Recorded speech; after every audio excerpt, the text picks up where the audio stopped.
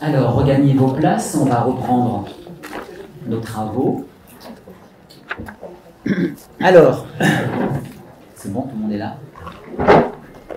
Alors, nous avons donc intitulé cette table « Du côté de la logique ». Aussi s'agira-t-il donc d'approcher la singularité dans la clinique à l'aide, à partir de la logique qui, nous le savons, a tant intéressé Lacan, surtout à partir des années 60. Je dis la logique, mais il y a aussi bien sûr la topologie et enfin la topologie des nœuds. Et nous connaissons par ailleurs l'intérêt de Lacan pour le mathème, qui doit permettre d'atteindre, disait-il, une transmission intégrale. Et nous savons enfin qu'il définissait la logique comme science du réel, précisément dans son texte Peut-être à Vincennes, voilà, qui a déjà été évoqué tout à l'heure. Nous allons donc écouter 3 exposés, sachant que chacun des intervenants va aborder ce thème sous un angle bien singulier. Tout d'abord, Nathalie Charot, que nous sommes heureux de retrouver ici, à Paris 8, où tu as enseigné donc durant de nombreuses années. Tu es psychanalyste, membre honoraire de l'école de la cause freudienne et aussi mathématicienne. Tu as aussi enseigné les mathématiques pendant très longtemps à l'université. Alors, tu as écrit plusieurs ouvrages, je vais en citer quelques-uns. Infini et inconscient, essai sur Georges Cantor aux éditions Economica en 1994, suivi d'une version revue et augmentée sortie en 2019 chez Spartacus. Où là, ça s'est inversé au niveau du titre, c'est Georges Cantor, Infini et inconscient, avec une préface de Cartier, qui est un mathématicien, et d'Éric Laurent, une postface d'Éric Laurent. Tu as écrit Lacan et les mathématiques, un petit opuscule très riche, dans la collection Anthropos en 1996. Tu as aussi coordonné un ouvrage faisant suite à un colloque de Cerisy intitulé « Le réel en mathématiques », sous-titre « Psychanalyse et mathématiques », publié chez Algama Éditeur en 2004. Et nous pouvons annoncer qu'un nouveau livre sortira en 2025 et il aura pour titre « Mathématiques lacaniennes » et comme sous-titre « À l'heure de Grothendieck ». Donc nous l'attendons avec impatience.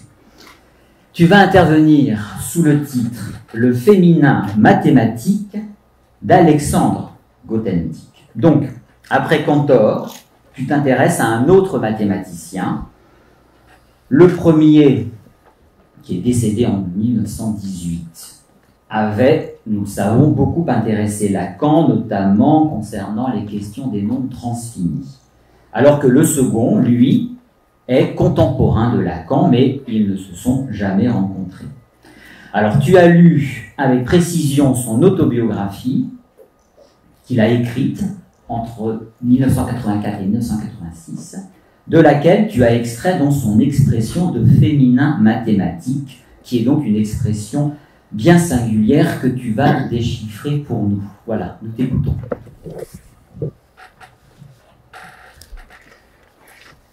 Merci pour cette présentation. Ça commence par là.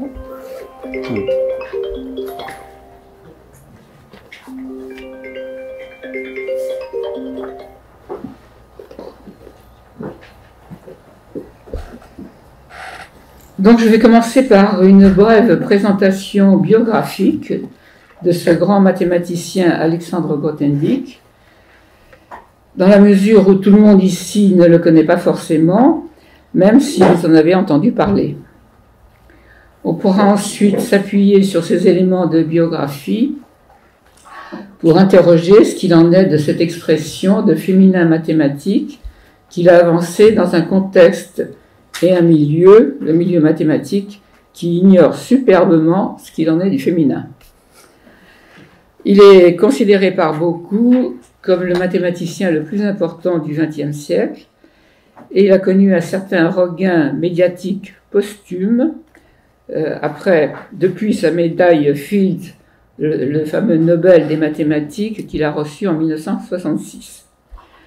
Donc un regain médiatique posthume avec l'apparition en 2022 de l'ouvrage que Damien vient d'évoquer, qui est intitulé « Récoltes et semailles », qui a été écrit entre 1984 et 1986. Dans cette somme de plus de 2000 pages, non, de presque 2000 pages, pardon, c'est déjà pas mal, il annonce, je le cite, « une réflexion sur moi-même, un document témoignage sur l'aventure de ma vie ». L'aventure de sa vie concerne les mathématiques, mais il retrouve également, au cours de ce travail introspectif, les épisodes chaotiques de son enfance. Son père, Sacha Shapiro, était un juif russe en rupture avec le milieu hassidim, qui était très religieux, enfin qu'il est toujours. À 17 ans, il participe à la révolution avortée de 1905 contre le tsar. Participation qu'il paiera de plus de 10 ans de prison et dont il fut libéré à l'occasion de la révolution de 1917. Alors Pierre Cartier, dans le volume qui a été évoqué par Damien, qui s'intitule « Le réel en mathématiques », dit ceci: « Ce fut le début d'une longue errance révolutionnaire et la première d'une longue série d'incarcérations. » Alors en effet, son fils Alexandre était très fier de son père dans la mesure où il disait qu'il a participé à au moins 17 révolutions du début du XXe siècle. C'est un révolutionnaire. C'était un révolutionnaire professionnel, si on peut dire. À Berlin, en 1922, Sacha rencontre sa future compagne, qui était journaliste, également anarchiste, Hanka Grothendieck, qui donnera son nom à leur fils Alexander, né le 28 mars 1928. La famille vit en Allemagne jusqu'à ce que la montée du nazisme contraint Sacha à partir de Paris. Il est rejoint ensuite par Hanka en 1934, qui laisse derrière elle son fils, qu'elle confie avant de partir à la famille d'un pasteur protestant. Les parents iront ensemble en Espagne combattre Franco.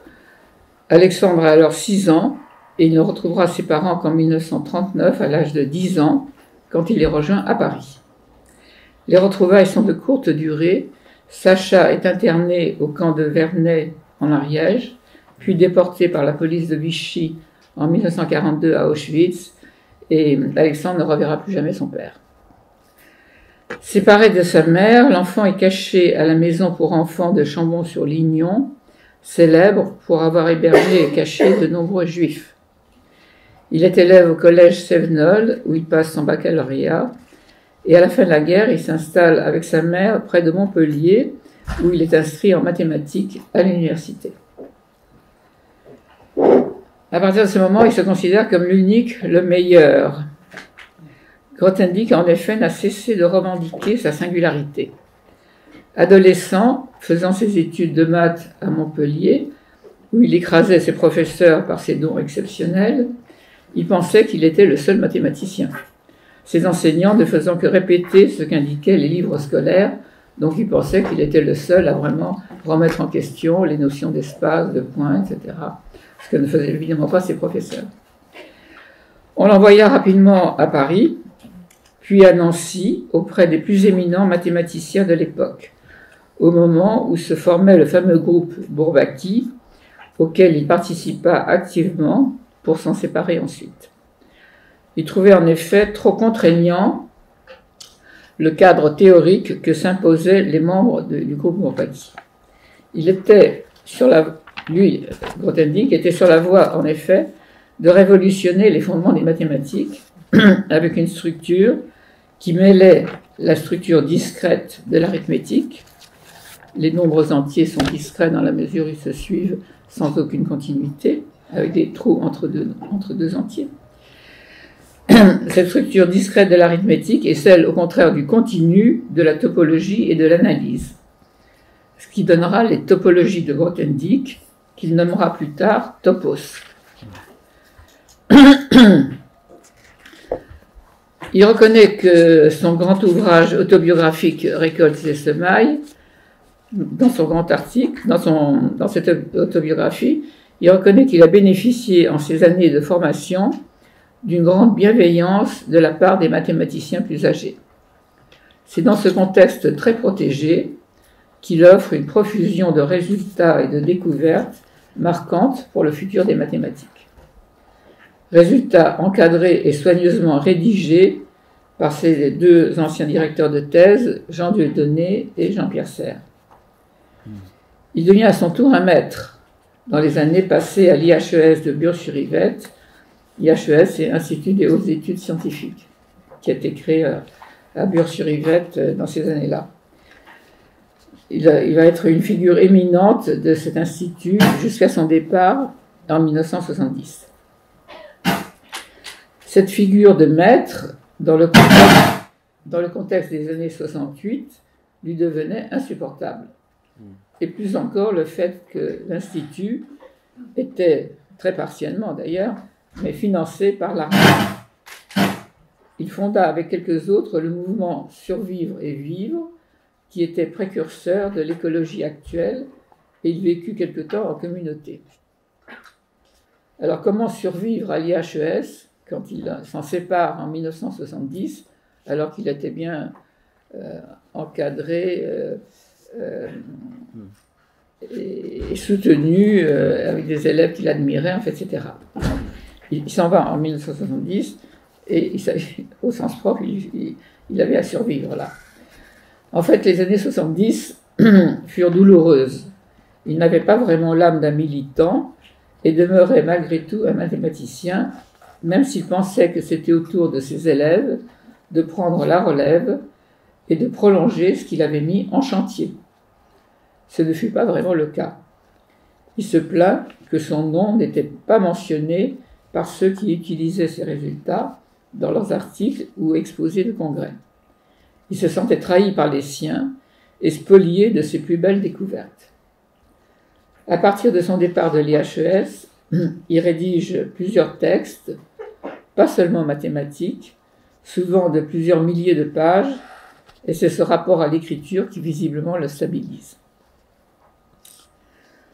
1980 représente un second tournant. Il se remet à faire des mathématiques et à être créatif, laissant à ses successeurs des structures mystérieuses qui fascinent encore aujourd'hui les mathématiciens en topologie algébrique, comme la structure des motifs. Alors vous aurez une idée aussi de la structure des motifs dans le même article de Pierre Cartier qu'on a cité tout à l'heure, dans Le réel en mathématiques. En même temps, il est presque psychiquement contraint, si on peut dire, acculé à faire ce qu'il appelle un retour sur lui-même, qui l'amènera en 1986 à la rédaction de son ouvrage le plus célèbre, donc Récoltes et semailles. L'année suivante, il rédige un autre texte, un petit peu moins long, qui s'appelle La clé des songes, où il explique comment Dieu communique avec nous par l'intermédiaire des rêves, et communique en particulier avec lui-même, évidemment. C'est un tournant mystique qui se révèle clairement et ouvre une période de retrait du monde. Il pratique à plusieurs reprises le jeûne, et un jeûne de 45 jours, début 1990, lui a presque été fatal. Son fils le comparait à un survivant du camp d'Auschwitz. En 1990, il est alors âgé de 62 ans et il se retire dans un petit village nommé La Serre, en Ariège, proche de la chaîne des Pyrénées. Il y achète une petite maison où il mène une vie de quasi-ermite, refusant de façon de plus en plus déterminée tout contact avec ses anciennes relations, et ce jusqu'à sa mort à l'hôpital de Saint-Giron en 2014. Alors, entrons un peu plus dans le détail de ce texte Récoltes et semailles. On peut considérer que ce texte, comme son testament intellectuel, le dernier livre où il reste en contact raisonné avec ses collègues et ses proches. Il le présente de la façon suivante. Il dit que c'est une lettre de 1000 pages où il met en évidence la question de l'adresse, puisque c'est une lettre. Il s'adresse à ses collègues et élèves, et au-delà, à des lecteurs non mathématiciens qu'il veut prendre à témoin. En particulier, prendre à témoin des injustices qu'il considère subir. C'est aussi une introduction à la poursuite des champs. Alors le texte à la poursuite des champs était purement mathématique, et il s'était dit il faut que je fasse une introduction plus large, etc. Et l'introduction, au fil de l'écriture, a pris plus de 1000 pages. C'est un voyage à la découverte d'un passé. Effectivement, il va revenir sur son enfance et sur sa vie de mathématicien et sa vie privée également. C'est une méditation sur l'existence, un tableau de mœurs, une enquête quasi policière. Alors effectivement, il fait une enquête très serrée pour voir si on utilise de façon appropriée son nom ou pas dans les citations, dans les ouvrages mathématiques. Alors il reconnaît que c'est une divagation mathématique, il se permet de formulations poétiques autour du travail mathématique.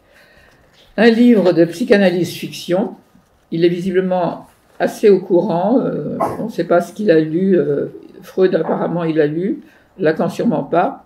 Alors c'est pas tout à fait vrai qu'il n'a jamais rencontré Lacan, il y a eu une rencontre ratée qu'a essayé de faire Daniel Sibony entre les deux grands hommes, et ça n'a rien donné du tout, et je pense que c'était une erreur.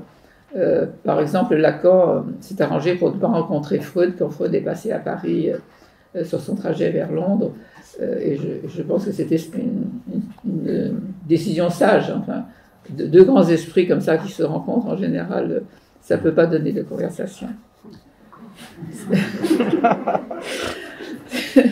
C'est un panégyrique de la connaissance de soi, dit-il. Il appelle ça aussi mes confessions. C'est une psychologie de la découverte et de la création, un réquisitoire, voire un règlement de compte dans le beau monde mathématique. Alors, le beau monde mathématique, c'est assez ironique à chaque fois qu'il en parle. Tous ces thèmes peuvent intéresser la psychanalyse, mais devant le nombre de sujets abordés dans ces pages, il faut un fil directeur pour ne pas s'y perdre. D'autant plus que ce qui devient en fait, au cours des jours et des nuits d'écriture, un journal de bord avec des rebondissements sur ce qu'il appelle son enquête, sur ses anciens élèves et autres collègues, présente des retours et des rétrospectives qui sont autant de labyrinthes temporels. Le fil rouge pour ma propre lecture des 2 tomes de Récoltes et Semailles a été ce que Grothendieck pouvait entendre par mathématiques féminines. Le thème du féminin, rapidement évoqué dans le premier tome, n'apparaît en fait essentiellement que dans le 2e tome sous l'égide du yin et du yang. Il préfère parler de yin et de yang parce qu'il dit féminin et masculin, c'est trop connoté dans la langue française. Voilà.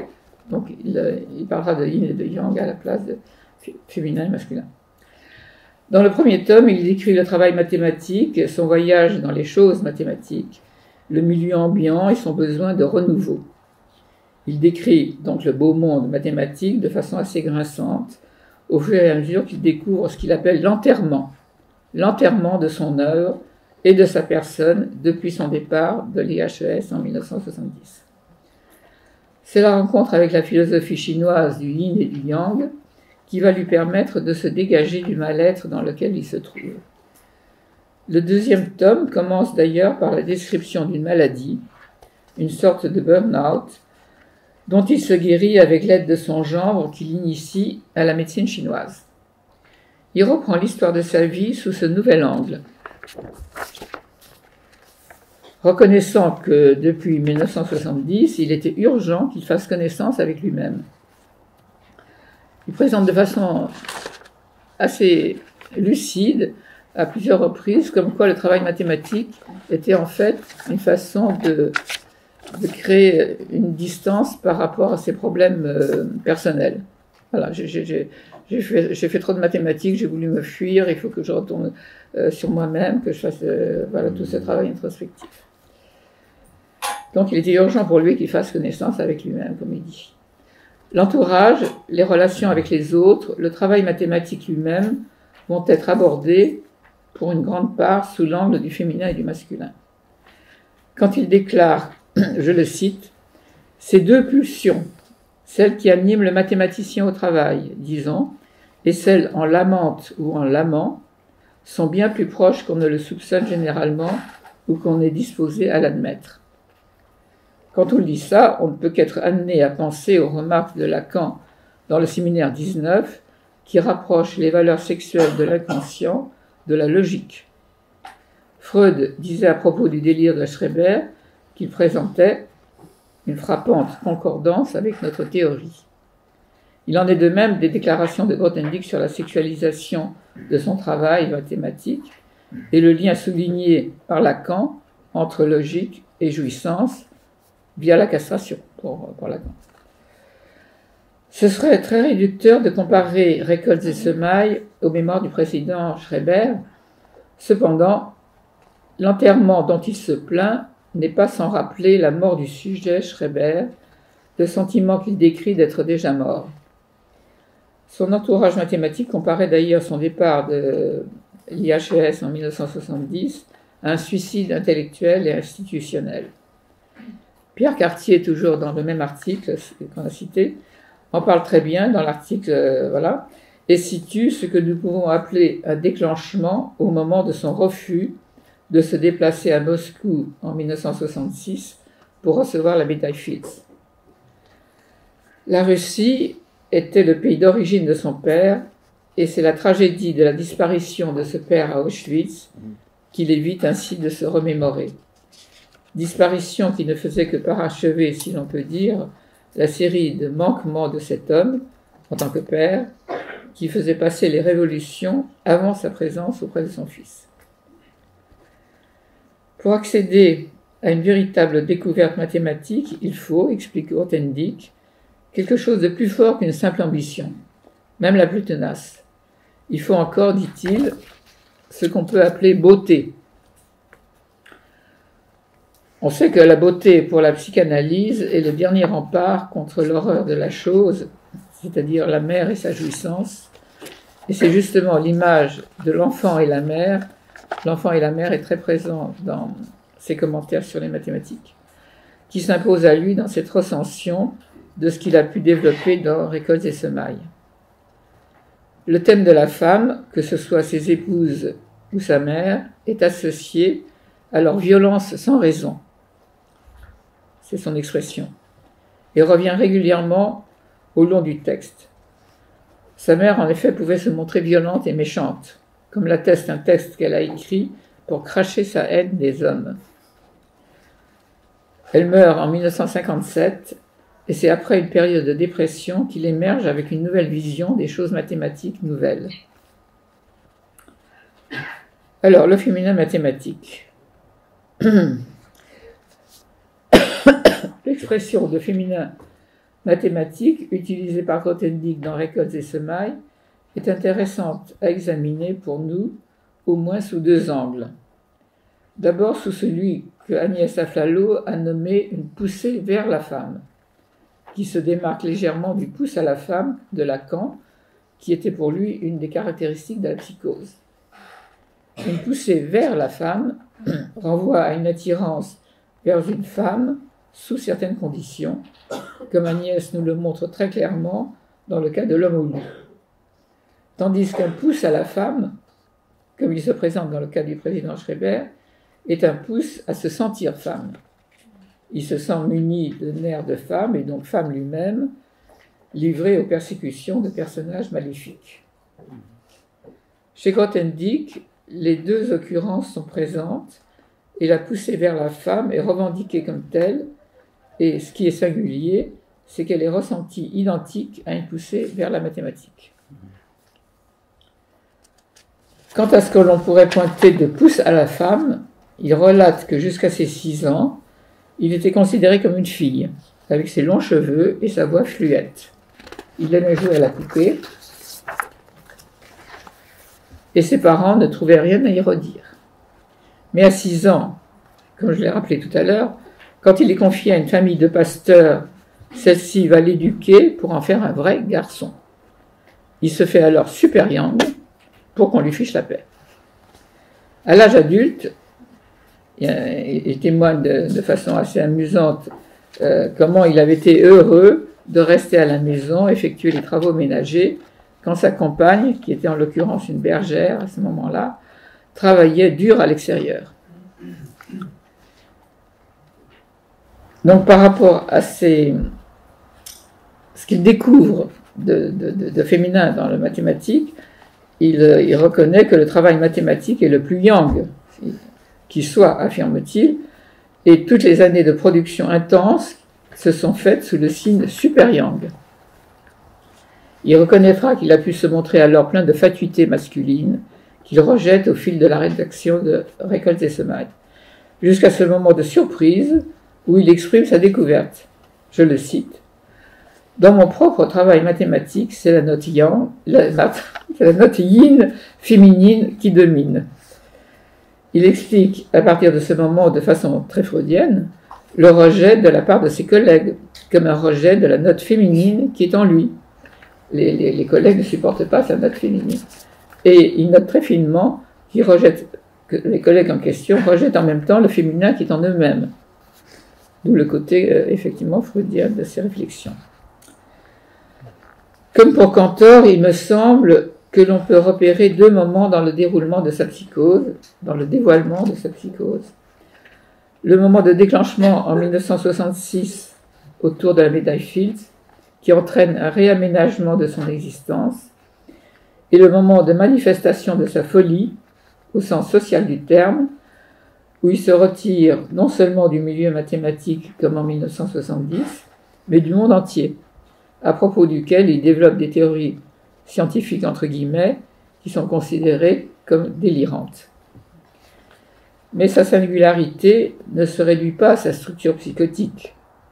La profondeur de ses créations mathématiques et cette féminité qu'il découvre et revendique font de lui quelqu'un d'extrêmement moderne, et ce n'est pas un hasard si on le redécouvre aujourd'hui.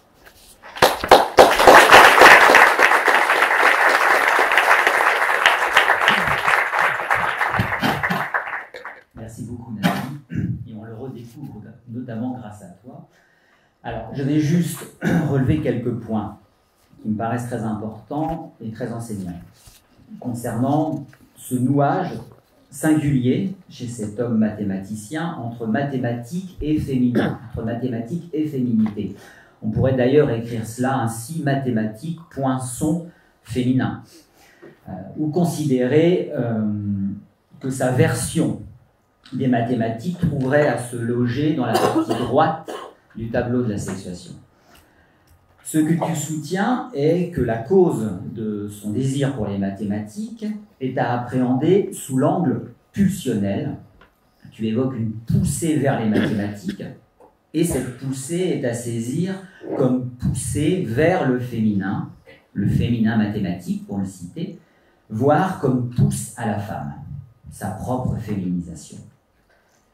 Bref, je me suis dit, en repensant à Schreber, que la phrase qui en quelque sorte pourrait résumer ton propos serait qu'il serait beau d'être une femme en train de faire des mathématiques. Bon, je donne la parole tout de suite à Karim Bordeaux. Je précise que Karim Bordeaux est un ancien doctorant du département de psychanalyse. Il est membre de l'école de la cause freudienne et il est aussi mathématicien. Ah.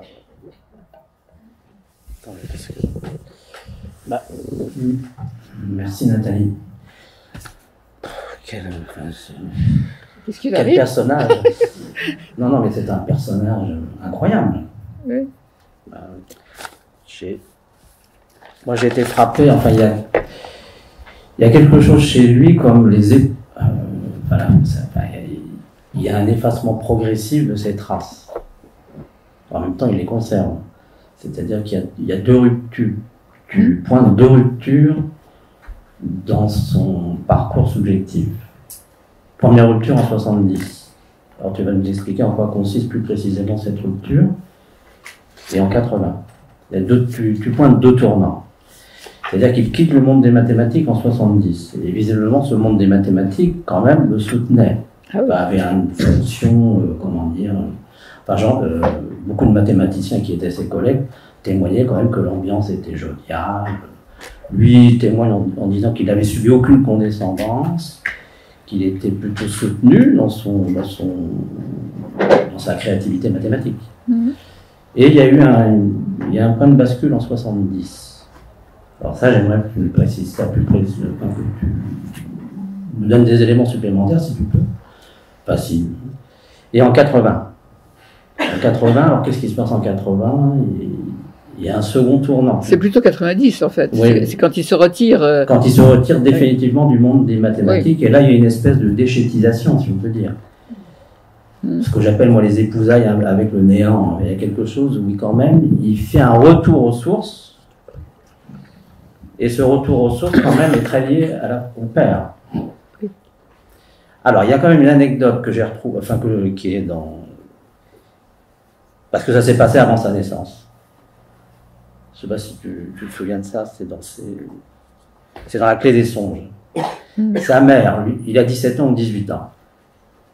Sa mère lui raconte, donc quand son père a rencontré sa mère, donc, avant sa naissance, il lui conte une histoire. Il a été 10 ans en prison en Russie, quand même assez maltraité, je crois, dans l'ensemble, et au bout de 10 ans, on avait promis qu'il serait libéré. Or, au bout de 10 ans, il n'est pas libéré, il fait une grève de la faim, je crois, à ce moment-là, son père, c'est ça. Et donc, il raconte à sa femme qu'il a eu une expérience mystique, ce qu'il appelle une illumination. Le père, hein, je parle du père, pas du... voilà.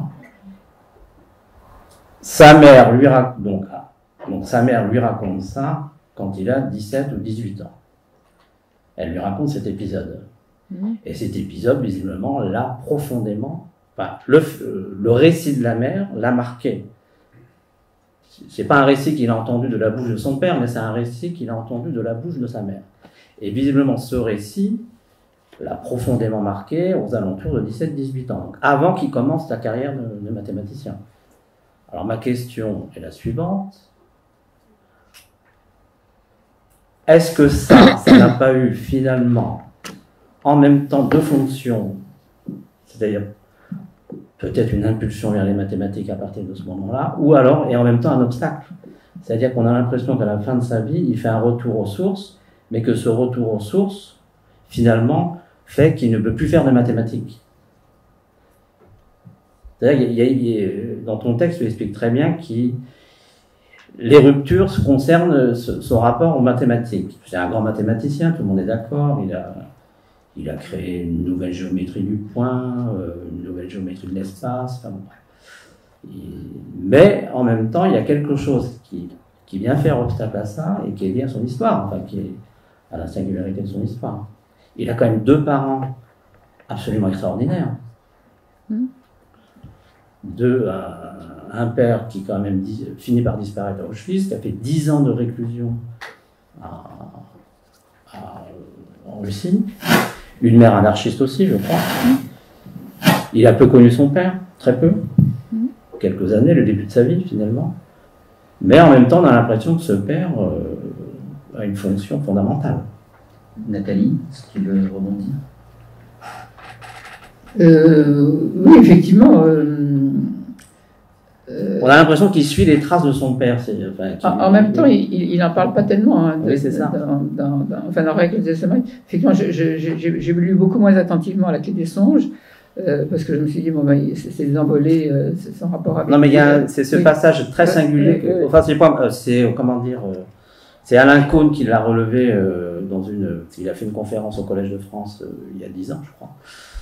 Il a relevé ce point qui lui-même l'avait marqué. C'est-à-dire quand même ce récit d'avant sa naissance où sa mère lui raconte ça. Et visiblement, lui-même le raconte dans la clé des songes en disant que ça l'a quand même profondément ébranlé. Oui, non mais s'il ne va pas à Moscou, ouais. C'est effectivement pour ne pas que tout ça ressurgisse, hein, d'une certaine façon. En 66, il baigne encore dans le bain mathématique et le confort de l'IHES, et il sent que pour lui, ce serait vraiment quelque chose qui est dangereux pour lui, de retourner à Moscou, de retourner en Russie, parce que là, les traces de son père s'imposeraient. Et donc l'anéantissement qui va avec. Enfin, oui. Et donc, oui. Parce que c'est quand même pathétique ce qui lui arrive à cet homme. Oui, complètement. C'est pathétique, c'est terrible. Enfin, oui, parce que son père n'a pas seulement été de révolution en révolution, mais il allait de prison en prison. Donc, 10 ans non, au départ, oui. Après, ça a continué. Alors, ses parents sont allés en Espagne aussi. Oui, c'est ça, c'est ce que oui, pour le laisser. Il laisse l'enfant et eux, ils vont en Espagne à la Révolution. Mon autre question... Karim, on va devoir aller vite. Non, mais une dernière question. Est-ce que, finalement, quand il accède à la position de maître en mathématiques, ça lui est insupportable? Le fait qu'il devienne lui-même un maître. Enfin, où on le met à cette place-là. Il était un maître enfant, quoi, un peu à l'IHES. Non, mais dans le cadre universitaire. Oui. Et quand en 68 on lui balance qu'il n'est pas seulement un inventeur qui amène comme ça ces constructions magnifiques et où tout le monde le reçoit avec beaucoup de bienveillance, mais qu'il y a tout le mouvement de 68 qui lui balance à la figure qu'il est un maître et qu'on devrait le déboulonner en fait.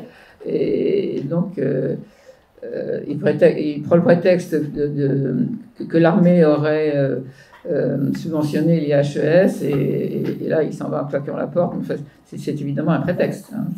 J'aurais juste une petite question subsidiaire. Qu'est-ce que tu pourrais nous expliquer peut-être ce qu'il y aurait de féminin dans ces mathématiques et est-ce qu'on pourrait effectuer un usage de ces apports dans les mathématiques pour peut-être essayer de formaliser la jouissance féminine? C'est une question que je me suis posée. J'ai repensé au séminaire 20 où Lacan, au départ, il utilise des hypothèses de compacité pour essayer de rendre compte de la jouissance féminine. Ce n'est pas de lui, les hypothèses de compacité, mais est-ce que tu aurais une petite idée à ce propos? Non, pas vraiment. Parce que... c'est-à-dire c'est quand même la géométrie du point. Non, mais l'expression de mathématiques féminines, peut-être que ça aura un sens dans les années à venir, mais pour le moment, les mathématiques sont ce qu'elles sont. Et bon, justement, dans le livre qui va paraître, je me penche beaucoup sur cette question. Pourquoi il y a des articles maintenant qui se répètent dans les journaux que dès le CP, les filles ne s'intéressent pas aux mathématiques. On peut vraiment se demander pourquoi, effectivement. Mais je ne peux pas répondre à ta question comme ça. On lira ton livre qui sortira en 2025. Merci beaucoup. Merci à Nathalie.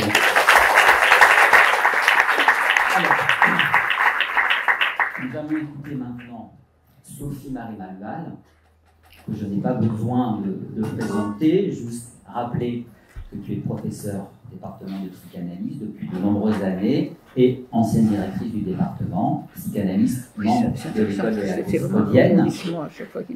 Juste dire peut-être que la logique t'intéresse depuis très longtemps, car tu as écrit dans les années 90 un ouvrage sur Lewis Carroll, notamment d'Alice, qui enseignait la logique à Oxford. Alors tu vas intervenir sur le titre, dire, s'il vous plaît. Le titre est court, mais tu vas t'intéresser à une phrase de Lacan qui est longue, qui est affichée derrière moi, et que tu vas donc déchiffrer pour nous. Il y a plusieurs versions de cette phrase. Il s'agira alors de démontrer, entre autres, comment Lacan noue, de manière singulière, linguistique et logique. Je vous donne la parole. Merci. Donc, je m'excuse d'emblée pour le côté un peu aride de l'affaire. C'est la faute à Lacan. Et je vais essayer ni de le perdre, ni de le perdre. L'étourdi part d'un énoncé célèbre mais complexe. Qu'on dise reste oublié derrière ce qui se dit, dans ce qui s'entend, dont Lacan avait déjà donné 2 versions antérieures. Nous nous attacherons à en saisir la portée et à préciser la notion de dire en la distinguant de l'énonciation. L'étourdi conclut le séminaire Oupire et annonce encore. Lacan y met d'emblée l'accent sur le dire, dans le fil de la révision de la fonction paternelle qu'il vient d'amorcer, sous l'effet d'une interrogation sur la sexuation féminine. La fonction paternelle sera désormais rapportée au 1. Il en vient à mettre en cause le modèle logique pour aborder la psychanalyse. L'étourdi noue ces 3 axes qui vont le conduire à poser les fondements du tout dernier enseignement. Lacan souligne d'emblée, si c'est un énoncé qui arrive sur la première page, Lacan souligne d'emblée que son intervention se nourrit des miettes de son séminaire, en l'occurrence Oupire. Il joue sur l'équivoque du terme relief, reste d'un repas et forme saillante, pour indiquer que les bouts de réel qui se déposent du dire sont propres à en dégager le relief de son séminaire. C'est alors qu'il évoque ce qui pour lui en résulte. J'y ai inscrit à 2 reprises au tableau ces 2 phrases. Qu'on dise reste oublié derrière ce qui se dit dans ce qui s'entend.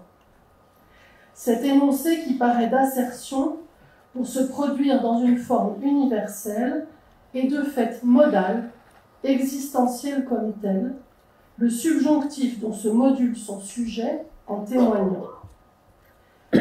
Il évoque une conférence à Milan sous le titre du discours psychanalytique le 12 mai 1972, puis la reprise de cet énoncé dans Oupire, dans la dernière leçon du 21 juin 1972. Partons de la version initiale. Vous l'avez, j'ai affiché pour que ce soit plus facile à suivre. Dans la conférence à Milan, il apparaît ainsi. Qu'on dise comme fait reste oublié derrière ce qui est dit dans ce qui s'entend. Cet énoncé, qui est assertif par sa forme, appartient au modal pour ce qu'il émet d'existence. Pour introduire son propos, il énonce « Le jeu des signifiants, ça glisse au sens », précisant que le langage caractérise l'homme et que le mot d'être n'a aucun sens en dehors du langage. Il invite à se centrer, comme le fait la linguistique, sur le signifiant en tant que tel, pour que la psychanalyse ne soit pas réduite à une psychothérapie. Il situe alors la sexualité comme faille, comme ce qui fait trou dans le sens, dépendant du langage, tandis qu'il remarque que les animaux ont l'air de baiser d'une façon bien polie. C'est à ce point qu'il introduit notre énoncé. Il ne développe pas, mais il insiste sur l'inexistence du rapport sexuel du fait du langage, qu'il n'y a aucun discours possible qui ne serait pas du semblant, pointant la visée du discours psychanalytique au-delà du sens, et précisant que le subjectif est quelque chose que nous rencontrons dans le réel. Il situe l'un, le S1, comme racine du signifiant, et rappelle que si le sujet est déterminé par le signifiant, comme ce qu'un signifiant représente pour un autre signifiant, une part des effets du signifiant lui échappe. Le langage produit quoi, interroge-t-il? Il produit la cause du désir. Et c'est ça qui s'appelle l'objet petit a, situé en place de commandement, de support du désir. Il reprend notre énoncé à la fin de sa conférence pour souligner son équivoque grammatical. Qu'on dise, je ne sais même pas quand j'avais écrit ça, qu'on dise comme fait reste oublié, je dis habituellement, derrière ce qui est dit, dans ce qui s'entend. Dans ce qui s'entend, à quoi ça se rapporte? C'est parfaitement ambigu. Ça peut se rapporter à reste oublié dans ce qui s'entend. C'est le qu'on dise qui peut rester oublié dans ce qui s'entend. Ou c'est ce qui est dit dans ce qui s'entend. C'est-à-dire qu'on dise reste oublié derrière ce qui est dit dans ce qui s'entend. Il souligne une ambiguïté grammaticale. Il souligne c'est un usage parfaitement exemplaire de l'ambiguïté au niveau de la structure générale transformationnelle 1. Il fait allusion à Chomsky, auteur de la grammaire générative et transformationnelle, notamment fondée sur la distinction entre compétence et performance, et visant à expliquer les mécanismes de la construction des phrases par transformation. Notons que Lacan situe ici l'ambiguïté au niveau de la syntaxe, et non de la sémantique, sans évoquer d'ailleurs la notion de compétence et de performance. c'est qu'il est là bien plus proche de la linguistique de l'énonciation, introduite par Émile Benveniste et développée notamment par Antoine Cuglioli. L'article de Benveniste, l'appareil formel de l'énonciation, rapporte au locuteur les choix sémantiques aussi bien que grammaticaux. L'énonciation est cette mise en fonctionnement de la langue par un acte individuel d'utilisation, souligne-t-il. Je cite Benveniste, « Le discours, dira-t-on, qui produit chaque fois qu'on parle, cette manifestation de l'énonciation, n'est-ce pas simplement la parole ? Il faut prendre garde à la condition spécifique de l'énonciation. C'est l'acte même de produire un énoncé, et non le texte de l'énoncé qui est notre objet. Cet acte est le fait du locuteur qui mobilise la langue pour son compte. La relation du locuteur à la langue détermine les caractères linguistiques de l'énonciation. On doit l'envisager comme le fait du locuteur qui prend la langue pour instrument et dans les caractères linguistiques qui marquent cette relation. Ça, c'est un point essentiel. Il oppose ainsi son abord à celui de Chomsky. Donc, Benveniste s'oppose à Chomsky. La grammaire transformationnelle vise à codifier les formes linguistiques de l'énonciation et à les formaliser pour en dégager un cadre permanent, et d'une théorie de la syntaxe universelle propose de remonter à une théorie de fonctionnement de l'esprit. On peut enfin envisager une autre approche, dit Benveniste, qui consisterait à définir l'énonciation dans le cadre formel de sa réalisation. Le locuteur devient paramètre dans les conditions nécessaires de l'énonciation, au principe d'un procès d'appropriation et d'implantation d'un autre en face de lui qui conditionne son adresse. L'acte individuel d'appropriation introduit celui qui parle dans sa parole. Le temps, la modalité, la liaison du sujet et du prédicat deviennent des opérations énonciatives, pour reprendre l'expression d'Antoine Cuglioli. Il définit celle-ci comme une linguistique ayant pour objet l'étude de l'activité du langage à travers la diversité des langues naturelles. Il tenait un séminaire à l'ENS à l'époque, débuté en 1963. Il fut le directeur de thèse de Jean-Claude Milner. Il est possible que Lacan ait eu connaissance de son travail, il est même fort possible, attendez, j'ai perdu, tout a disparu, voilà. Donc il est même fort possible que Lacan ait eu connaissance de son travail. Lacan s'inscrit en tout cas dans un mouvement intellectuel français qui devait infléchir la linguistique dans le sens d'une rupture avec l'approche américaine.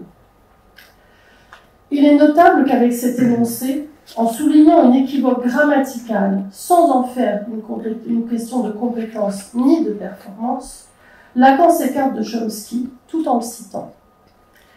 Il ajoute « C'est con, tout le monde le fait, à ceci près qu'on ne s'en aperçoit pas ». Il souligne une ambiguïté inéliminable de la langue, car peu discernable dans le mouvement de son énonciation, qui se loge dans la syntaxe, alors que l'équivoque fut longtemps rapporté à la sémantique. La syntaxe servant d'appui à la logique formelle, soit à la rationalité, point de visée également de la grammaire générative. Notons qu'en cet exemple, l'ambiguïté ne change pas fondamentalement le sens. Dire reste oublié dans ce qui se dit et dans ce qui s'entend. Lacan met justement l'accent sur le dire, là où Chomsky le place sur la structure. L'équivoque est généralisé du fait du dire. Notons également que Lacan, qui avait pu faire référence à l'énonciation dans des séminaires précédents, préfère ici le terme de dire. Et précisément, il ne fait pas allusion à la grammaire de l'énonciation. C'est que le dire se conjugue à l'inconscient, là où le locuteur de Benveniste reste au niveau du sujet de l'intentionnalité. Comme le souligne sa remarque sur le fait qu'on ne s'en aperçoit pas. Le dire s'articule par ailleurs à la question de l'objet, comme Lacan l'a précisé en faisant du S1 la racine de la langue qui se noue à l'objet. Il relève d'un abord du sujet, saisi par le signifiant, et la jouissance, méconnue des linguistes ou exclue par eux. Lacan poursuit. Qu'est-ce qu'il y a ensuite dessous? Cet énoncé qui est assertif par sa forme, que j'ai qualifié d'universel, appartient au modal pour ce qu'il émet d'existence. L'énoncé qu'on dise reste oublié, est bien une affirmation à valeur universelle, portée par le « on ». Mais Lacan souligne sa dimension modale. Il évoque ici le subjonctif, l'expression d'une éventualité ou d'une possibilité si l'on s'en réfère aux catégories aristotéliciennes. C'est en effet à la logique que Lacan se rapporte cette fois. S'il avait écrit « dire reste oublié », l'énoncé aurait relevé du nécessaire. Le subjonctif fait glisser l'énoncé du côté du possible. Nathalie Garrick explique. Les modalités logiques expriment un jugement qui porte sur la valeur de vérité, vérité ou fausseté d'une proposition dont le rapport au réel peut être nécessaire ou absolument vrai, ce qui ne peut pas ne pas être, possible ou ni vrai ni faux, ce qui peut être, impossible ou absolument faux, ce qui ne peut pas être, contingent ou vrai et faux à la fois, ce qui peut ne pas être. On identifie ainsi les quatre valeurs modales du carré logique aristotélicien, connues sous le nom de modalité alétique ou encore de modalité ontique, qui portent sur la relation existentielle de la proposition à la réalité perçue. Ces valeurs modales du vrai-faux qualifient par exemple dans la proposition « l'homme est mortel » le lien entre être homme et être mortel en termes de validité, fausseté, de vérité, fausseté ou de validité. Ainsi s'entend la remarque de Lacan. Cet énoncé appartient au modal pour ce qu'il émet d'existence. La modalité est un jugement d'existence en logique. Mais l'énoncé de Lacan est profondément équivoque et rendu énigmatique par le verbe émettre. On peut entendre aussi que le modal émet de l'existence, au sens où il se rapporte au un, par lequel Lacan saisit l'existence logique, au sujet. Il est une trace de l'énonciation.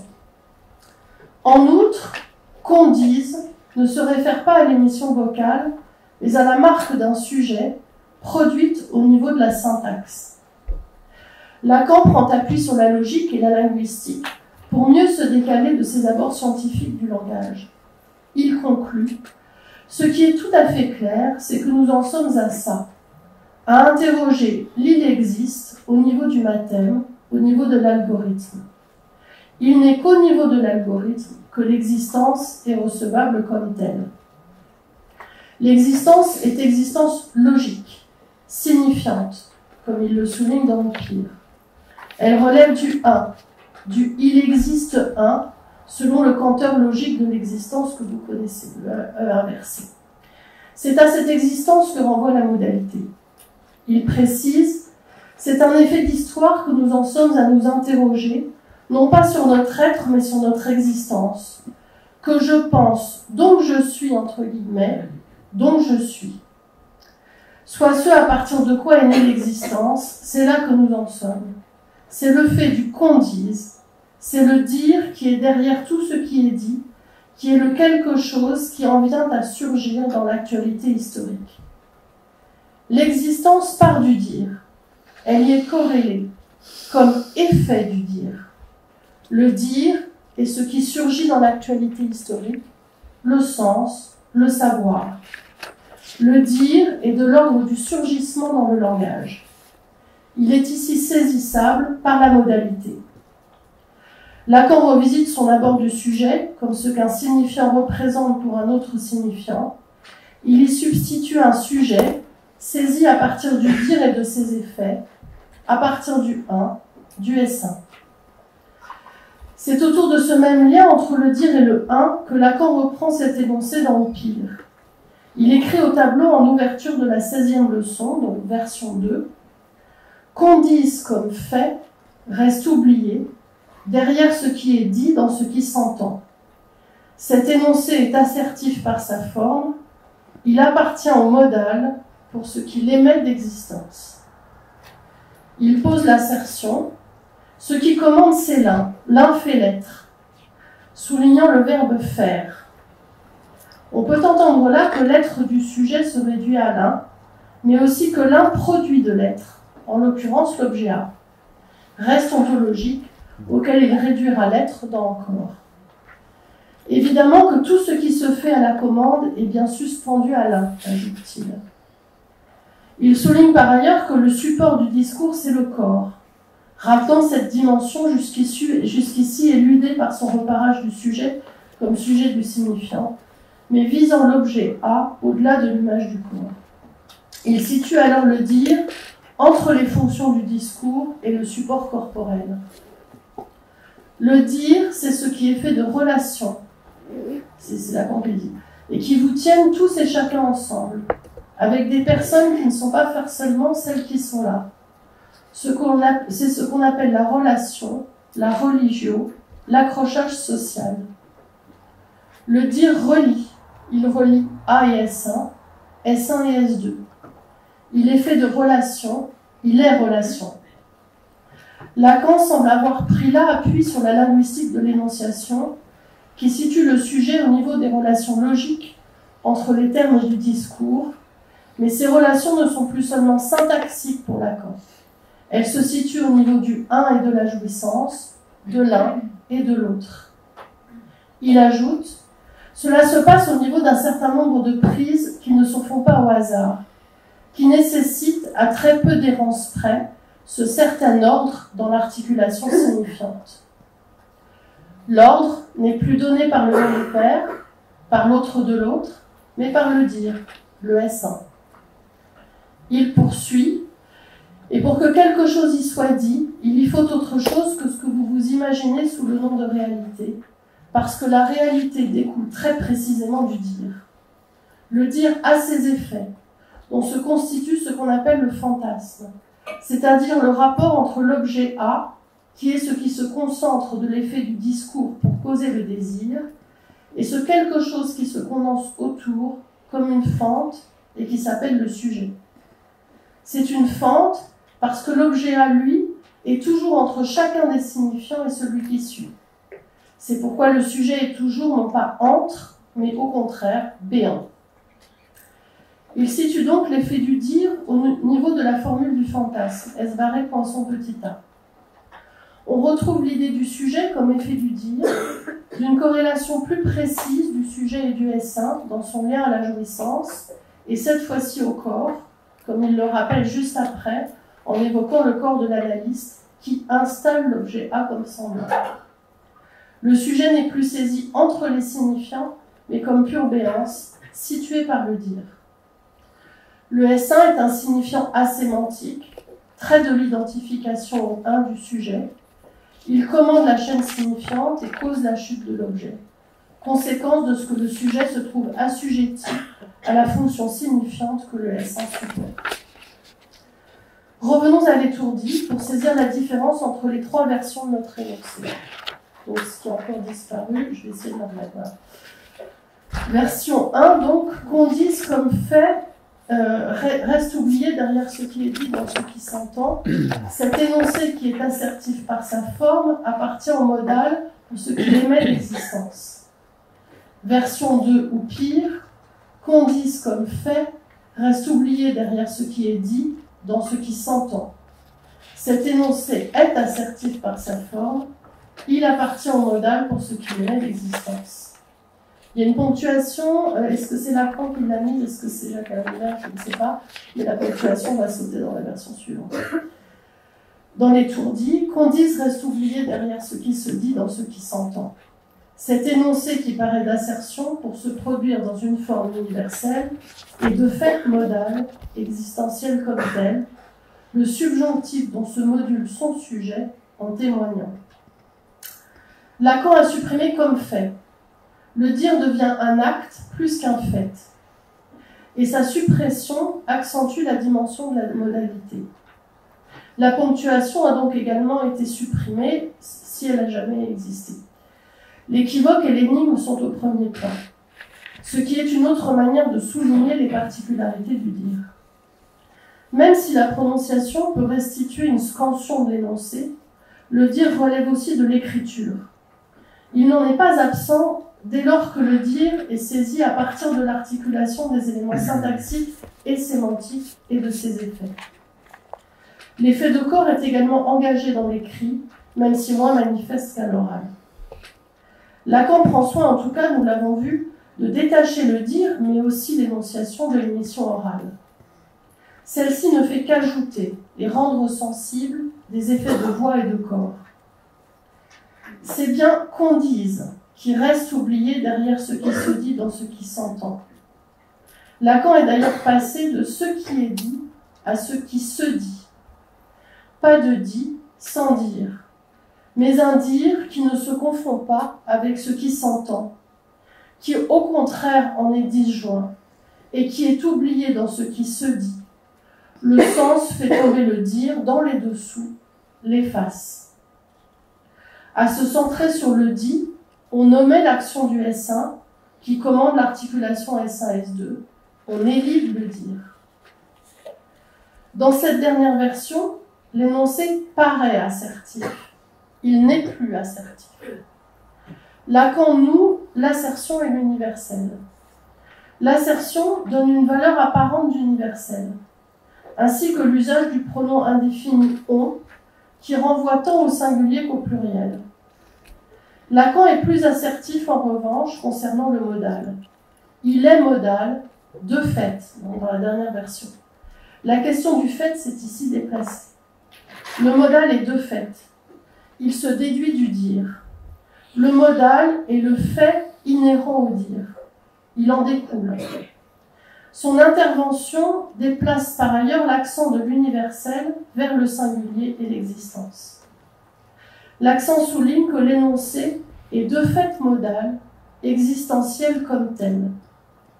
Le modal relève de la catégorie de l'existence, il est lié au un. Il émet de l'existence, selon les deux premières versions. Pour Lacan, le modal est affirmation d'existence. Il s'intéresse, au-delà de la modalité logique stricto sensu, c'est-à-dire le possible, le nécessaire, l'impossible et le contingent, il s'intéresse au jugement d'existence, sur lequel ces catégories portent, à la relation existentielle de la proposition, à la réalité perçue qu'elles établissent. Mais la question de l'existence est pour lui déplacer de la réalité vers le sujet de l'énonciation. Le dire est affirmation d'une existence subjective dans le langage, trace du sujet de l'énonciation pour les linguistes. Pour Lacan, le dire est plutôt saisi à partir de l'effet que de la trace. Un effet de sujet, de un effet de jouissance, un effet de corps. Le subjonctif, comme il l'indique, porte la modalité. Lacan passe de la modalité logique aristotélicienne à la modalité en linguistique. Lacan noue logique et linguistique, tout en s'en décalant par la question de l'existence. Lacan vise alors à démontrer le sens que ces deux phrases prennent du discours psychanalytique. Il rappelle que c'est de la logique que ce discours touche au réel, à le rencontrer comme impossible. Le discours de l'analyste, affirme-t-il, porte la logique à sa puissance dernière, comme science de l'impossible, du réel. Bien qu'il n'ait pas encore renoncé à l'appui sur la logique pour formaliser la psychanalyse, il vise encore ici à saisir le dire et le réel à partir de la modalité de la logique. La question du dire saisit dans ses effets l'accentuation du un et du non-rapport, le retour de la référence au corps vont l'en éloigner. Ainsi, en effet, le dire est au pivot de la topologie borroméenne, pour laquelle Lacan abandonnera le modèle logique, en ce que le nouage des trois dimensions sera produit par le symptôme, c'est-à-dire par la graphe S1 petit a. C'est d'abord par le biais de la linguistique que Lacan critique le modèle logique, posant que les logiciens ignorent que la logique est science de l'impossible. Il paraît sur l'événement pour le leur enseigner. Celui-ci est rapporté au moment d'existence, qu'est le surgissement de l'énonciation dans la modalité, énonciation qui existe à la vérité. Le condise, porteur de la modalité, affine au dire, met en crise la valeur d'assertion universelle de l'énoncé pour placer l'accent sur l'existence. Il souligne que le dire procède de l'impossible comme cause, d'où advient le nécessaire, la vérité, la logique. Il revient sur son assertion, il n'y a pas de métalangage, juste après, pour déplacer la cause de sa corrélation à l'autre de l'autre vers le dire. À l'autre et à l'autre de l'autre vers le dire. La seconde phrase, qui pose son propre dire comme inexistant, il n'y a pas de subjonctif, de modalité, elle se pose comme une pure assertion, n'est que semblant, énonce Lacan. Elle dénomme le dire, en faisant référence à la première, mais elle en nie la vérité sans le dire. Elle relève également de l'oubli du dire, mais qui dit l'oubli de dire veut dire que ça relève du dire. Elle fait répondre du dire son existence, elle existe comme produit du dire. De ce fait, ce qu'elle dit, que l'assertion est un semblant, s'applique à elle-même. Le dire lui-même fait basculer l'assertion au semblant. À étendre ce procès n'est la formule mienne qu'il n'y a pas d'universel qui ne doive se contenir d'une existence qui la nie, énonce Lacan. Toute proposition universelle est une assertion. L'assertion relève du dire, qui nie l'universel dans sa vérité, par sa dépendance de l'existence, comme relevant du dire, l'existence du dire qui la supporte. Lacan inverse la loi de la subordination, qui faisait dépendre l'existence de l'universel, faisant apparaître l'impensé de la logique au-delà d'Aristote, c'est-à-dire la subordination de l'universel au dire. La ritournelle de la logique philosophique tient au fait d'ignorer le dire, de faire semblant de savoir avec l'universel. Il réduit alors l'universel au possible, alors qu'elle relevait du nécessaire, ainsi que le fit John Venn, précisant que l'affirmation de la loi, comme l'avait saisi Kant, relève du sans-raison. Mais plutôt que de la rapporter à Dieu, Lacan met le dire en place de commandement et situe la vérité comme voile de l'inexistence du rapport sexuel.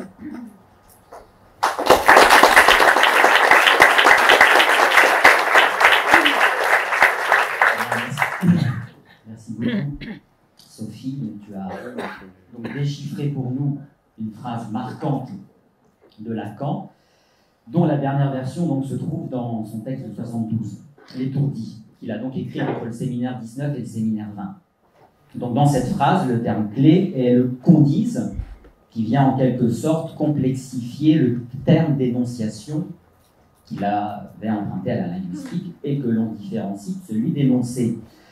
Nous avions le couple articulé de l'énonciation et de l'énoncé, nous avons maintenant celui du dire et du dit, auquel s'ajoute enfin le registre de l'écoute, de ce qui s'entend. Tu as laissé un peu cette dimension de côté.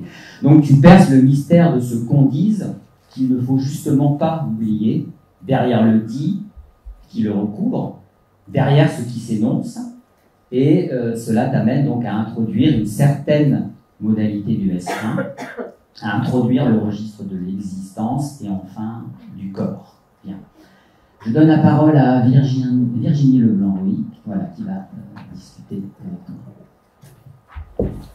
Oui, merci beaucoup Sophie pour ce trajet très précis sur cette phrase célèbre de Lacan, mais phrase complexe, comme tu le soulignes, et dont tu viens de déployer tous les aspects pour nous montrer à quel point, moi c'est ce qui m'a frappé, elle concentre une nouvelle définition du sujet lacanien. Donc c'est ce tout dernier Lacan, mais qui sous-tend bien sûr une pratique, puisque nous ne sommes pas dans le domaine de la spéculation, comme François Guillet l'a rappelé ce matin à propos des liens entre Lacan et les philosophes, mais bien dans une pratique analytique qui s'oriente non du sens justement des énoncés, non des dits, mais de ce qui du sens fait tomber le dire.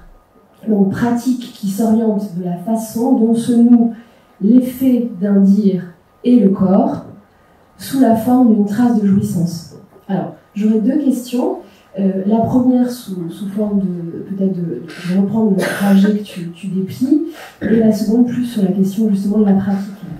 Alors, donc cette phrase te permet de traverser la façon dont Lacan s'appuie sur les disciplines dont il s'inspire pour serrer le réel, mais pour les dépasser. Et donc je voudrais reprendre les trois moments, au fond, à partir de cette phrase.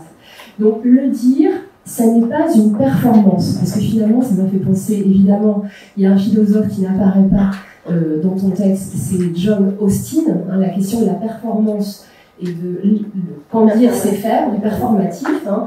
Donc Lacan le connaissait, puisque c'est 72 la phrase, et quand dire c'est faire d'Austin, c'est 1962. On entend beaucoup parler de la performance aujourd'hui. Il y a une certaine ironie de Lacan, j'ai retrouvé un endroit où il dit Qu'est-ce qu'il en est après vous avoir à ce point transformé l'objet A en une production à la chaîne, si le psychanalyste produit le petit A comme une Austin, comme une voiture? Donc c'est l'ironie de Lacan par rapport au fait de faire des choses avec les mots, mais au détriment de la perte qu'est l'objet A. Donc il ne s'agit pas d'une performance, on aurait pu aller de ce côté-là, puisque dans la première occurrence, on a qu'on dise comme fait, et finalement ce comme fait va disparaître pour rester du côté de l'acte. Donc quelle est l'alliance entre le fait et l'acte, première chose. Deuxième chose, ce qu'on dit, ça n'est pas non plus du côté de l'énonciation. Ça s'en inspire, mais ça n'est pas l'énonciation. Alors, il y a toute une partie de l'enseignement de Lacan où il s'appuie sur le modal, par exemple le nœud explétif, je crains qu'il ne vienne. Donc finalement, ce qu'on dit, c'est du côté de l'acte de production du sujet, et en même temps, ça n'est pas du côté de l'énonciation, ça n'est pas du côté des bévues de l'inconscient, sans doute parce que, comme Lacan le reprend du côté de l'ironie par rapport au signe, il n'y a pas suffisamment le lien à l'objet A. Voilà. Et donc, dernière modalité, c'est donc davantage le dire comme le sujet qui est effet de se dire, qui ne dépend plus du père, de l'autre, mais du S1, du signifiant asémantique. Et la dernière formule, moi j'ai trouvé ça intéressant que tu mettes les trois formules, parce que la dernière formule va plutôt vers l'énigme, c'est-à-dire il n'y a plus la ponctuation, et puis il n'y a plus le comme fait, qu'on dise comme fait. Donc est-ce que tu es d'accord avec ces trois trajets? Comment distinguer dire et puis performance et énonciation? Puis ma deuxième et dernière question, du coup, comment penser, et ça va avec la pratique, une définition du sujet comme pure béance, mais qui va avec la question de l'existence, du sujet du côté de l'existence, et de la singularité de la jouissance. Et dans ce cas-là, est-ce qu'on peut dire que dans une analyse, on retrouve moins le dire, on ne retrouve pas le dire, mais la trace d'un dire? Est-ce qu'on pourrait dire ça comme ça, du côté où c'est plutôt la trace du côté symptomatique que, justement, pas du côté de l'énoncé? Oui, alors, bon, je peux être d'accord avec la manière de faire les choses.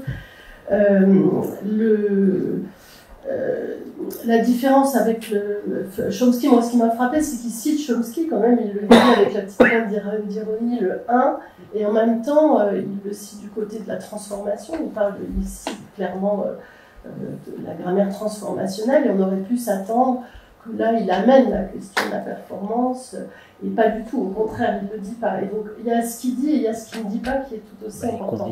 Et ne pas mentionner cette dimension de la compétence et de la performance, c'est s'en écarter. Donc, c'est pas du côté de la performance, parce qu'en effet, le qu'on dise, il est nécessairement oublié, c'est-à-dire c'est plutôt effectivement du côté de l'énonciation, mais d'une énonciation qui, chez les linguistes, renvoie à un sujet de l'intentionnalité, donc qui est aussi saisissable, on pourrait dire. Alors, elle est saisissable parce que la marque de l'énonciation, c'est la grammaire, mais du coup, les grammairiens d'énonciation essayent de formaliser les opérations énonciatives. Donc, du coup, c'est une manière de donner à l'énonciation une manière, comment dire, je ne sais pas comment le dire, mais ils essayent de logifier.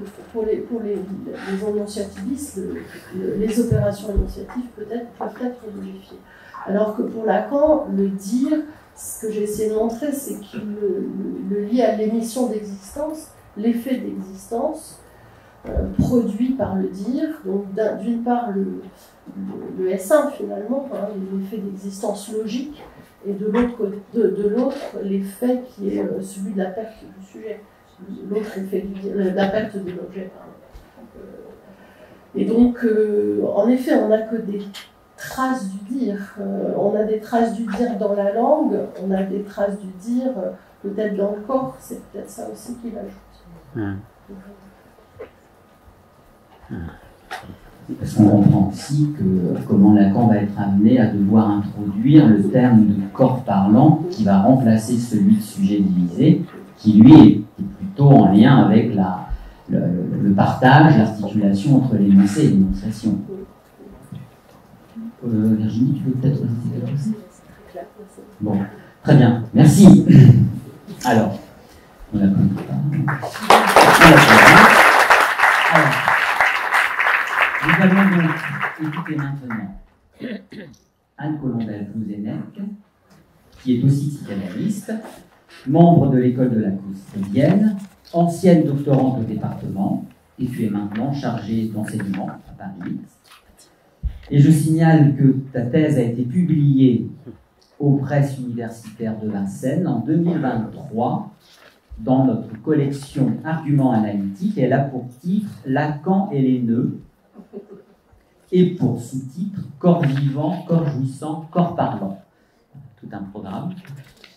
Tu vas donc intervenir sous le titre Particularité du symptôme, singularité du symptôme.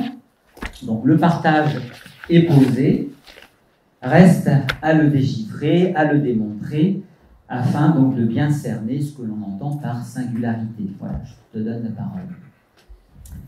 Tout d'abord, un très grand merci pour cette invitation. Voilà. Merci, je Ça marche. pour cette invitation et cette opportunité. Je vais intervenir en effet aujourd'hui à partir de ce qui a été mon objet de recherche pendant ma thèse, ici même à Paris, et que je n'ai pas lâché depuis au regard de son intérêt dans l'expérience analytique, c'est-à-dire la topologie des nœuds. Ça ne va pas. Merci. Donc Lacan découvre les nœuds en 1972. Il s'agit donc de la dernière et toute dernière partie de son enseignement. Il n'est pas allumé. Si, les verts. Attends, prends celui-ci, là, c'est là. Là, je On vais a être deux. un peu inhibée. Mais non. Où en étais-je? Voilà, donc dernière partie de l'enseignement de Lacan dans laquelle il situe le nœud comme support du sujet. Et donc, tu as repris ça tout à l'heure, Damien, mais en faisant une recherche formelle dans les séminaires de 74 RSI à 79, la topologie et le temps, en effet, je me suis aperçue que le terme de singularité y était très peu abordé, alors que c'en est l'objet même. Or, dans la même période, en 1976, Lacan y consacre son commentaire de l'intervention d'André Albert dans le cadre des journées d'études de l'école freudienne de Paris, intervention qui portait sur les rapports entre la règle fondamentale de l'association libre en psychanalyse et le principe de plaisir tel que défini par Freud.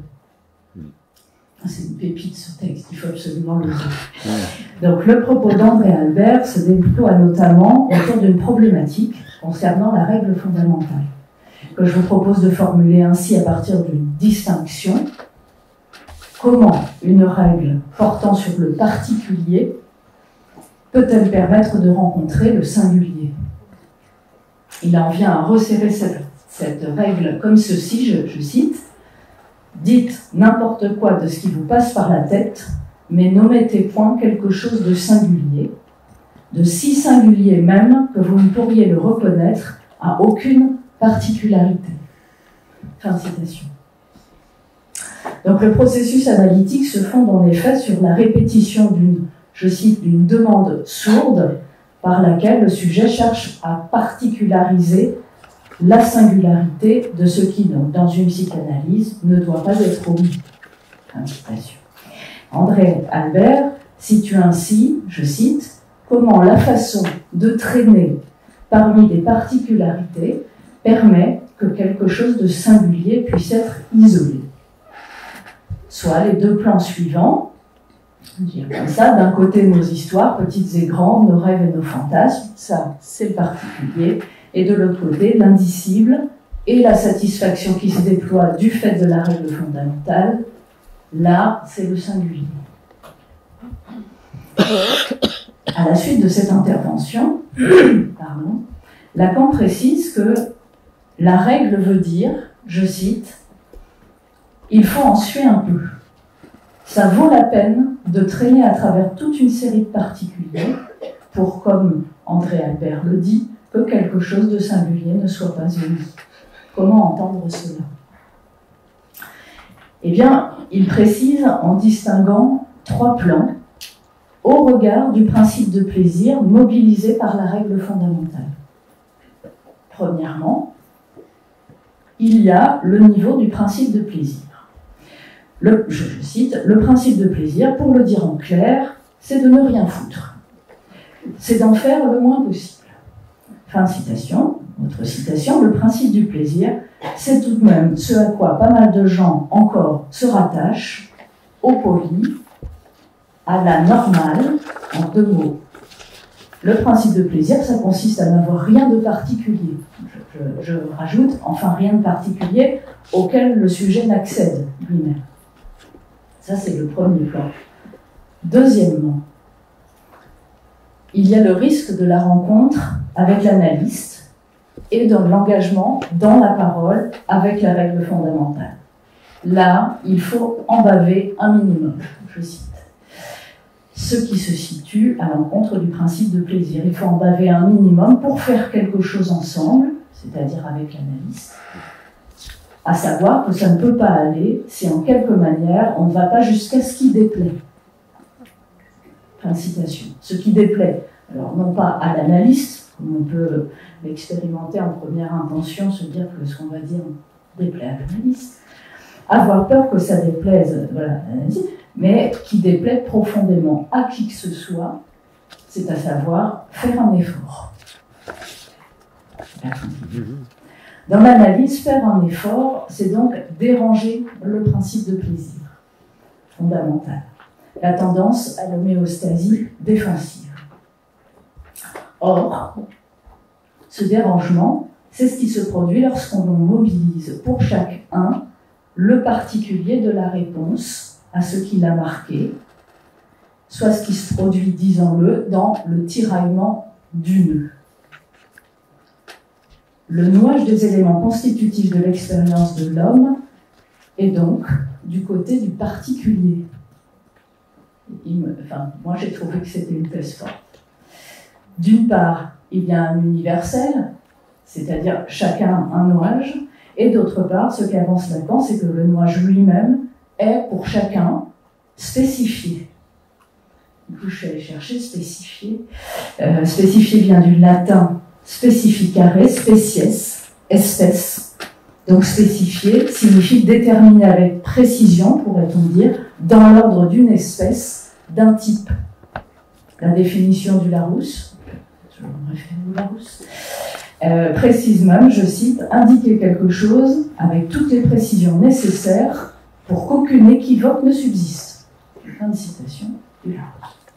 Le nouage constitue ainsi le frayage de la réponse particulière de chacun à l'advenu d'un trou, la béance du rapport sexuel advenu de la rencontre mystérieuse du signifiant et du corps, donc l'advenu d'un trou et d'une jouissance qui y est corrélative. C'était le deuxième point. Mais troisième plan, déjà, lorsque Lacan aborde ce point, on entend autre chose. Quelque chose qui se situe au cœur du nouage. Il dit ceci, je cite, « La rencontre avec l'analyste, qui n'en est jamais une vraie, j'ajoute puisqu'il n'y a pas de rapport sexuel, ne se fait qu'au gré du va comme je te pousse, du tiraillement du nœud, qui est pourtant, pour chacun, strictement spécifié. » La rencontre avec l'analyste se fait au gré du va comme je te pousse. Voilà qui n'est pas sans écho à ce que Jacques-Alain Miller distingue pour nous dans sa notice de fil en aiguille, lorsque, à propos de Joyce, il le dit non seulement hérétique, ce que l'on peut entendre du côté de l'hérésie, soit de l'organisation nodale, mais encore un nœud, je cite, partisan du symptôme roule comme je te pousse. Symptôme roule comme je te pousse, avec des tirades. Soit du symptôme hors catégorie, hors semblant, je cite, dénué dans sa structure et dans son réel. Ainsi, le particulier pour tout un chacun tient-il à l'arrangement nodal qui permet de serrer le singulier. Ainsi, le particulier, donc ce qui appartient en propre à quelqu'un, mais dans l'ordre de ce qui est défini, réglé, spécifié, est-il à bord du singulier. Voilà ce que, il me semble, Lacan permet d'extraire de la lecture d'André Albert. D'accord. Mais alors, dans ce cadre, où situer le symptôme dont nous entendons souvent dans notre champ que c'est ce que le sujet a de plus singulier. Le symptôme, dit Lacan, c'est ce qui est au cœur de cette règle fondamentale. Ce qui, dans l'énoncé de la règle fondamentale, est visé, c'est la chose dont le sujet quelconque est le moins disposé à parler. C'est à savoir, disons, ce que je veux là bien articuler les choses, nous dit Lacan, c'est de son symptôme, virgule, c'est de sa particularité. Symptôme, particularité. Le symptôme est donc ici situé du côté de la particularité. Or, au moment où Lacan situe dans son séminaire le symptôme comme ce à quoi se réduit le nom du Père, donc une fois qu'il a été pluralisé, sans doute faut-il entendre ici le symptôme dans sa fonction nodale, enfin, c'est comme ça que je l'ai pris, dans sa fonction connectrice des dimensions constitutives du nuage, c'est-à-dire le réel, le symbolique et l'imaginaire. Il dit ceci, je m'aperçois que comme il est tard, je galope un peu. Il dit ceci, il y a une façon de serrer le singulier, c'est par la voie justement de ce particulier que je fais équivaloir au mot symptôme. Ainsi, déranger le principe de plaisir dans l'analyse, ce qui est contenu dans sa règle fondamentale elle-même, consiste à mobiliser le nuage tenu par le symptôme, mobiliser la particularité du nuage par le symptôme. Dans son commentaire à l'intervention d'André Albert, Lacan le dit ainsi, l'analyse est quelque chose qui nous indique qu'il n'y a que le nœud du symptôme pour lequel il faut évidemment en suer un coup pour arriver à le tenir, à l'isoler. L'analyse, c'est quelque chose qui consiste à inciter quelqu'un, l'analysant, à passer dans le bon trou de ce qui lui est offert à lui, comme singulier. Je trouve ça absolument magnifique. C'est ainsi que mobiliser le nuage, donc qui donne nos petites et grandes histoires, pour accéder au particulier du symptôme, qui tient ce nuage, permet d'isoler le trou, celui opéré par le signifiant lorsqu'il s'incorpore, l'isoler en repérant ce qui le tient, et ainsi permettre de passer dans le bon trou. Ce que j'entends comme faire un bon usage de ce trou et de la marque qui en constitue la cicatrice, c'est-à-dire aussi bien faire usage de l'arrangement nodal qui situe ce trou, de l'arrangement tel qu'il se trouve dans une certaine mesure dégonflé par le procès d'une analyse. Entendons là au passage l'accent mis sur l'acte de l'analyste, son maniement et sa manœuvre, bien évidemment. Voici donc comment, au cœur de sa période borroméenne, Lacan situe la singularité du côté du trou et le particulier du côté du nuage avec le symptôme. Cette dimension du trou est en effet ce qui justifie la topologie lacanienne, une topologie qui trouve son paroxysme à ce titre, enfin je trouve, lorsque dans le séminaire 25, Lacan associe topologie du tore. Le tore, c'est cette chambre à air, comme un donut vide. Donc, il associe topologie du tore et topologie du nœud, et ce pour aborder la question du fantasme. Là, vraiment, il y a quelque chose. Lacan y propose l'équivalence des ronds de ficelle constitutifs du nœud borroméen, ce qu'on voit habituellement représenté, avec le tore. Chacune des dimensions du nuage, donc RSI, y étant située non plus comme corde, mais comme tore. Donc ça ouvre des perspectives, évidemment. Pourquoi cette association est-elle intéressante? Eh bien, parce qu'autant le tore tient en son cœur, intérieur comme extérieur, le trou en question, autant le nœud, qu'il soit borroméen ou non, enserre un vide central qui lui est consubstantiel. il est une articulation autour d'un trou, puisque c'est le plongement du nuage dans l'espace qui détermine le trou alentour. C'est vraiment ça qui est très important. Ce qui compte en topologie étant en effet ce qui tourne autour du consistant, dit Lacan, ce qui fait intervalle et qui, dans cet intervalle, a 36 façons de se nouer.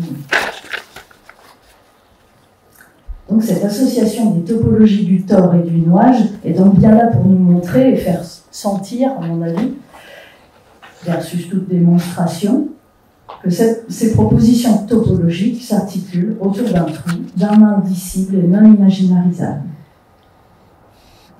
Mais ce trou, dans le tout dernier enseignement de Lacan, est corrélatif d'une existence. Voilà ce que nous rappelle Jacques-Alain Miller dans L'inconscient et le symptôme.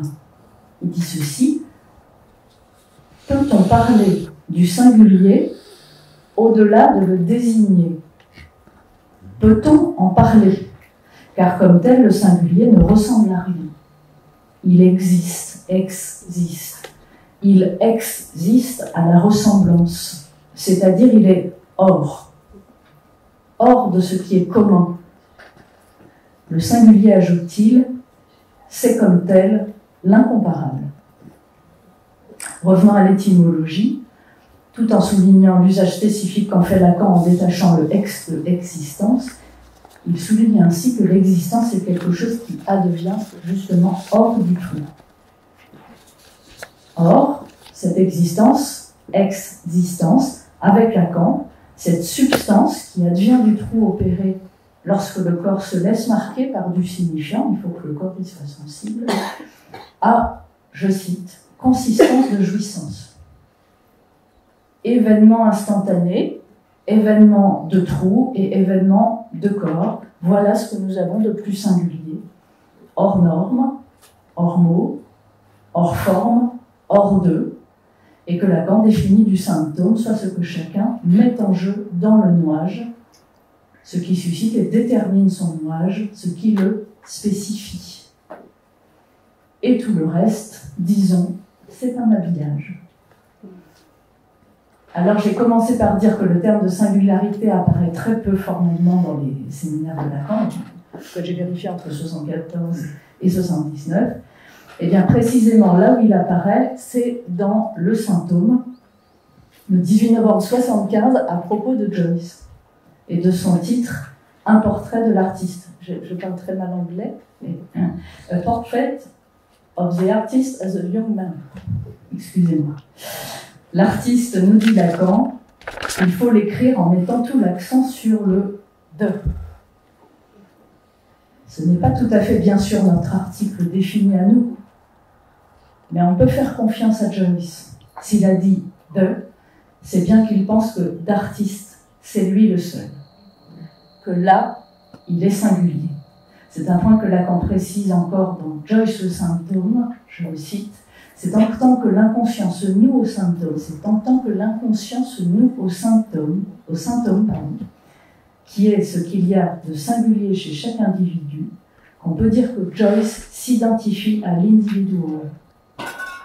Il est celui qui se privilégie d'avoir été au point extrême pour incarner en lui le symptôme, ce par quoi il échappe à toute mort possible, de s'être réduit à une structure qui est celle de l'homme, LOM, si vous me permettez de l'écrire tout simplement d'un L-O-M, soit les trois lettres qui font écho à la trinité de RSI. Tel est en effet l'ego de The Artist, qui tient un temps la différence absolue au cœur de l'homme trinitaire R, S et I. Pour conclure, en revenant à la question que pose André Albert, voilà donc pourquoi il faut en passer par les méandres du particulier, par les déploiements du nuage dans sa mobilité, via ses tiraillements, exigés par le principe de la règle fondamentale, et par les serrages et desserrages symptomatiques, via l'acte de l'analyse qui fait coupure, épissure, retournement, gonflage ou dégonflage de l'inconscient, pour en venir à rencontrer ce que son montage nodal rend vivable, qui est cet instant de l'événement du corps substantiel.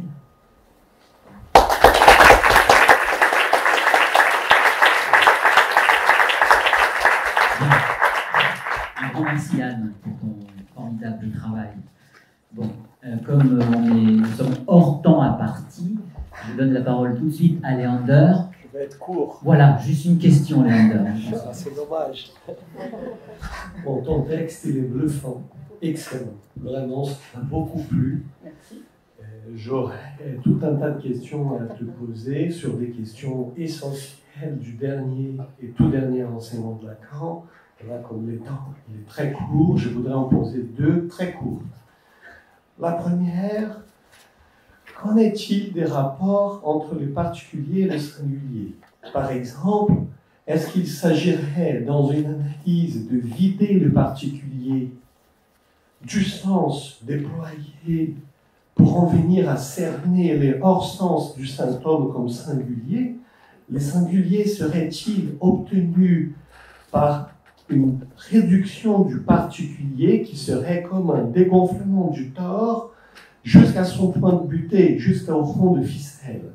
Donc ça, c'est la première question. Deuxième question, l'association libre, oui, ça dérange le principe du plaisir. Mais en même temps, à un moment donné, l'association libre, ça maintient le principe du plaisir. Façon d'interprétation, bien sûr. Voilà. Donc, les dérangements qui permettraient d'aller jusqu'au singulier impliqueraient aussi une coupure, un dérangement de l'association libre elle-même. Okay.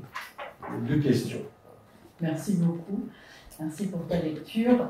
Je me suis amusée ce matin à noter les verbes qui tentaient de situer la manœuvre, justement. Et donc, il a été question de dégager la différence absolue, d'extraire le point de singularité, d'obtenir un effet de singularité, de réduire du discours à son noyau de réel, d'attraper la matière verbale. C'est que des exemples juste que j'ai notés, mais je trouve que ça dit vraiment bien la manœuvre dont il s'agit. Et en effet, tu l'as rappelé, Caroline, il est question avec Lacan d'épissure, de coupure et d'épissure, et donc en effet Donc une réduction du particulier, on pourrait dire ça, une réduction du particulier jusqu'à son point de butée qui serait le singulier, quelque chose comme ça. Je trouve intéressant à partir de l'arrangement d'Hector dans le Nouage de parler de dégonflage, mais ça remet en question, par exemple, la dimension de traversée du fantasme. On entend bien que quelque chose reste absolument présent. Mais oui, le fantasme, il est dégonflé, comme le tort qui se dégonfle. C'est ça. Pour isoler cette dimension du hors-sens, on peut l'aborder du côté de la question du sens, mais pas que. Et en effet, isoler le plus singulier. Okay. Bien. On a été singulier, merci. Alors, il faut répondre à 14h30 précise pour la deuxième partie. À tout à l'heure. Ça, c'est dans le gire.